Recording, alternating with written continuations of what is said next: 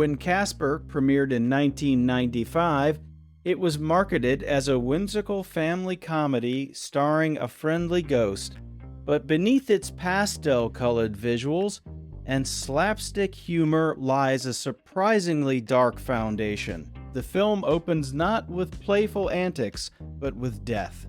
Dr. James Harvey, a therapist to the dead, arrives at Whipstaff Manor to help ghosts cross over, haunted by his own wife's passing. This establishes the film's central thesis from the outset. It's not about scares, but about processing profound loss. The mansion itself serves as a physical manifestation of unresolved grief, with its decaying grandeur mirroring the emotional states of its inhabitants. Casper's loneliness isn't played for laughs, but as genuine pathos, creating an immediate tonal complexity that most children's films avoid entirely. The film's visual language constantly subverts its family-friendly packaging. Director Brad Silberling, working from a script by Sherry Stoner and Deanna Oliver, employs gothic horror cinematography straight from classic haunted house films. Shadows loom large, corridors stretch endlessly, and the color palette shifts from warm golds to cold blues depending on emotional context. Even the groundbreaking CGI, which made Casper Cinema's first fully computer-generated lead character, serves this duality. Casper's translucent form allows him to literally fade in and out of existence, visually representing the ephemeral nature of memory and connection. This technical achievement wasn't just spectacle, it was narrative tool, making his ghostly state feel less like a cartoon and more like a metaphysical condition to be examined. At its core, Casper presents a radical theory of the afterlife. Ghosts aren't malevolent spirits, but traumatized souls stuck between worlds due to unfinished business. The three uncles, Stretch, Fatso, and Stinky, aren't evil, but developmentally arrested. They're bullying a manifestation of their own inability to move on.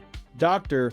Harvey's profession as a ghost therapist reframes supernatural activity as psychological phenomenon.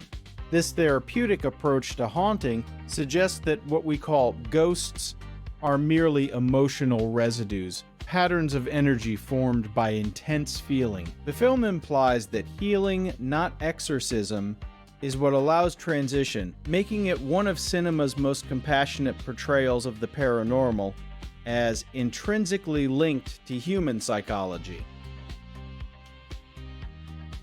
Christina Ricci's Cat Harvey represents the film's bridge between childhood innocence and adult understanding. As a teenager who has attended 12 schools in as many years due to her father's work, she embodies rootlessness and the premature maturity forced upon children of preoccupied parents. Her initial skepticism toward ghosts mirrors our own, but her relationship with Casper becomes the film's emotional anchor. Their connection works precisely because it transcends the living-dead binary. They're both lonely outsiders seeking connection. Kat doesn't romanticize Casper's condition. She acknowledges its tragedy while offering genuine friendship. This dynamic elevates their relationship beyond typical boy meets girl tropes into a meditation on how empathy can cross seemingly impossible boundaries. The film's most controversial and analyzed scene remains Casper's brief resurrection as a human teenager. Lasting mere minutes before his sacrifice, this sequence has been interpreted as everything from Christian allegory to commentary on the impossibility of perfect happiness. Psychologically, it represents the ultimate fantasy of grief reversal. What if we could bring back what we've lost? Yet the film immediately subverts this by having Casper choose to return to ghost form, suggesting that clinging to impossible reversals prevents true healing. His human form isn't presented as superior to his ghostly one. Rather, it's a temporary state that allows closure. This rejection of a happily ever after resurrection makes the film's conclusion bittersweet rather than triumphant.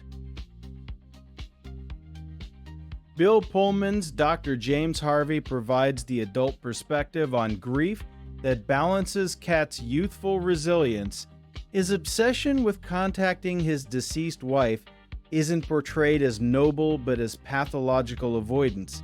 He's so focused on the dead that he neglects the living, specifically his daughter. The film suggests that professional expertise often fails when applied to personal trauma.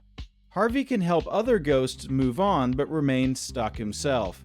His breakthrough comes not from contacting his wife, but from realizing Kat needs him present. This arc critiques the therapeutic industry's sometimes cold methodology, arguing that human connection in the present may heal more effectively than endless analysis of the past.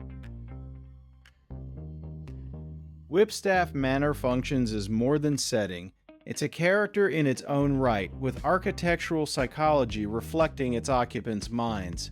The decaying Victorian structure represents faded aristocracy and forgotten history, while its secret passages and hidden rooms mirror suppressed memories. Production designer Leslie Dilley created spaces that feel both expansive and claustrophobic, capturing the paradox of grief.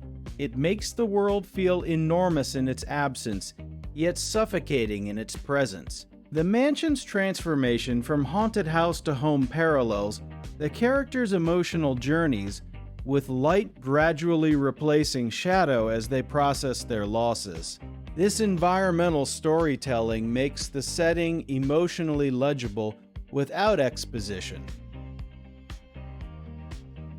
The film's humor, often provided by the three uncles, serves crucial psychological purpose rather than mere comic relief. Their cartoonish villainy, attempting to scare off the Harveys with classic haunted house tropes, actually demonstrates their emotional immaturity.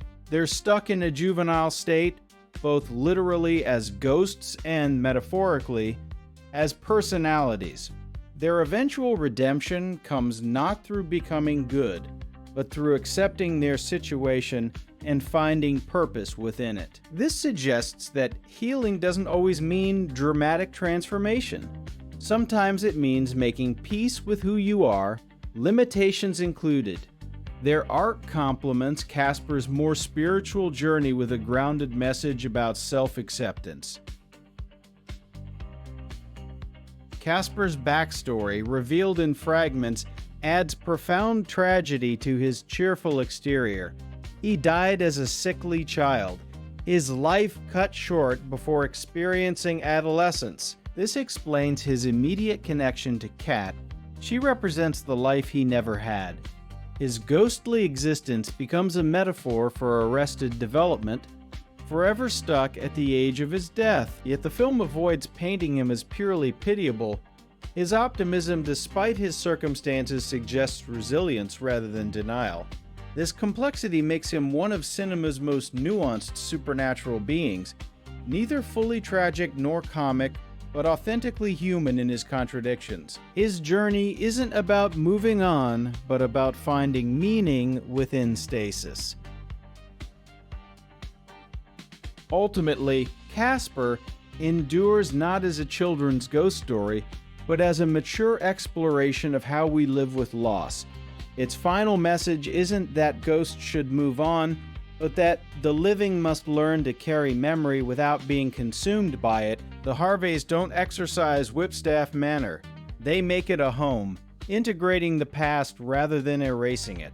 This nuanced approach to grief, acknowledging its permanence while refusing to be defined by it, explains why the film resonates more powerfully with adult viewers today. 25 years later, Casper stands as a quietly radical work that uses supernatural framework to tell one of cinema's most human stories about love, loss, and the spaces between.